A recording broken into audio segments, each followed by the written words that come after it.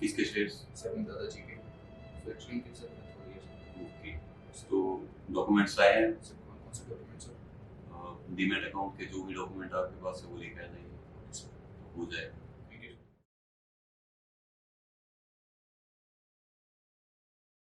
जी sir आपने documents मंगवाए थे सर। ओके, सारे डॉक्यूमेंट लाए आप? Yes sir. इसमें डेथ सर्टिफिकेट का है? शिट सर, वो भी लाना सर। हाँ, डेथ सर्टिफिकेट भी लगेगा, तभी हो पाएगा। Okay sir.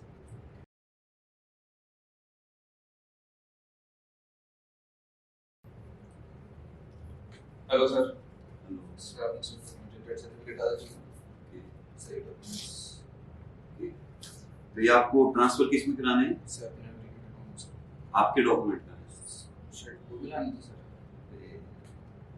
भाई लाने हैं वो भी। Okay sir. अरे यार इतना सारा झंझट।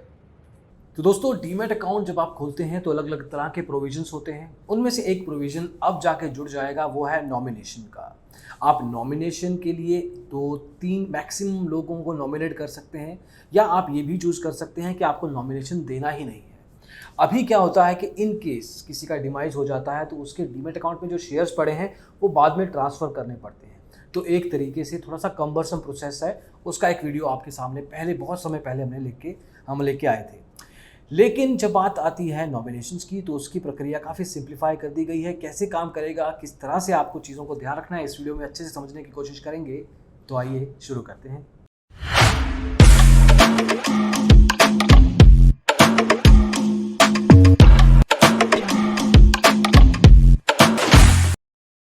तो दोस्तों 1 अक्टूबर 2021 से जो भी नए डीमैट अकाउंट आप खोलेंगे या ट्रेडिंग अकाउंट खोलेंगे, उसमें आपके पास ऑप्शन रहेगा, प्रोविजन रहेगा एक नॉमिनेशन को ऐड करने का। आप 1, 2 या मैक्सिमम 3 लोगों को नॉमिनेट कर सकते हैं। अगर 2 से ज़्यादा लोगों को नॉमिनेट करते हैं तो आपको उसमें परसेंटेज भी बतानी पड़ेगी कि कितना स्टेक आप आगे चल के उनके एक तरीके से हवाले करना चाहते हैं। और उसके अलावा जो एग्जिस्टिंग स्टॉक होल्डर्स हैं जिनके डीमैट अकाउंट्स अभी भी चल रहे हैं, उनके लिए 31 मार्च 2022 तक की तारीख तय की गई है। उसके तक आपको या तो नॉमिनेशन देनी है या ये बताना है कि मैं ऑप्ट आउट कर रहा हूँ। उसका अलग से डॉक्यूमेंट है, फॉर्म है, वो भरना होगा। और अगर आप 31 मार्च 2022 तक अपना नॉमिनेशन का जो भी स्टैंड है वो क्लियर नहीं करते हैं तो आपका demat account, trading account freeze हो सकता है, बंद हो सकता है, ब्लॉक हो सकता है। तो एक तरीके से एटलीस्ट आपको नॉमिनेशन देना ज़रूरी है और इसका एक समय के साथ कर लीजिए। इसमें ज़्यादा कुछ मेहनत करने की ज़रूरत नहीं है। 1 अक्टूबर के बाद जो भी एक फ्रेम रहेगा 7-8 महीने का, उसके बीच में आपको अपने एग्जिस्टिंग डीमैट अकाउंट के जो स्टॉक ब्रोकर हैं उनके कस्टमर सपोर्ट को बोलना है कि आपको नॉमिनेशन की फैसिलिटी का यूज़ करना है। करना भी बहुत आसान है। आप या तो खुद जाके फॉर्म भर सकते हैं सब ब्रोकर के थ्रू। ऑनलाइन करना है तो ई साइन की फैसिलिटी आपको पता ही है कि आप ई साइन, जैसे अकाउंट ओपनिंग के टाइम पे ई साइन करते हैं। बेसिकली ई साइन क्या है, आधार कार्ड के थ्रू होता है।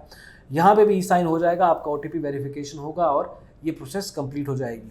आपको एक फॉर्म भरना होगा, वो भी ऑनलाइन है। उसमें आपको बताना पड़ेगा किन किन लोगों के नाम, उनकी थोड़ी बहुत डिटेल्स और एक तरीके का परसेंटेज बताना पड़ेगा कि कितना स्टेक आप देना चाहते हैं। अगर एक नॉमिनेशन है तो बताने की ज़रूरत नहीं है, 2 हैं तो 50-50% बाय डिफ़ॉल्ट होगा, और 3 लोग हैं तो वहाँ पे आपको स्पेसिफिकली बताना पड़ेगा कि हर एक का कितना स्टेक आप नॉमिनेट करना चाहते हैं। इसमें किसी भी आपको विटनेस की ज़रूरत नहीं है। लेकिन अगर आप किसी सब ब्रोकर या AP के पास जाके फ्रेंचाइज पे जाके साइन करके आते हैं तो उस केस में, मतलब अगर आप फिजिकली साइन करते हैं या थंब इम्प्रेशन से अंगूठा लगा के करते हैं तो उस केस में आपको एक विटनेस की ज़रूरत होगी।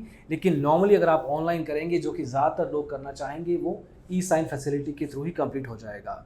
अब ये मूव प्राइमरीली सिर्फ इस तरह से देखा जा सकता है कि सिंस स्टॉक मार्केट में करोड़ों डीमैट अकाउंट खुल रहे हैं तो उसमें ट्रांसपेरेंसी की एक सुविधा होनी चाहिए। और इस केस में ऐसी चीज़ें करके एक तो कन्वीनियंस हो जाती है ट्रेडर के लिए कि सही समय पे पता लग जाए क्या चीज़ें का ध्यान रखना है, ताकि बाद में जाके मुश्किल ना आए।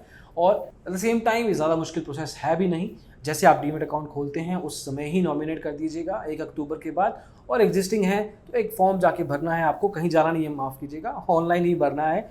वो भी आपका कस्टमर सपोर्ट ब्रोकर का आपको हेल्प करेगा। तो ये एक नया फरमान है, एक नया रूल है और आपको पता होना चाहिए। डायरेक्टली आपके ट्रेडिंग अकाउंट को इम्पैक्ट करेगा ये।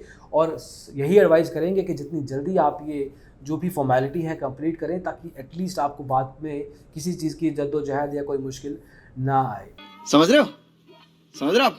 समझ रहे हो ना? तो नॉमिनेशन की फैसिलिटी नहीं है और अब सेबी का ये नया रूल इम्प्लीमेंट हो जाएगा। हर एक स्टॉक ब्रोकर को ध्यान रखना है कि वो नॉमिनेशन की फैसिलिटी मुहैया करवाए।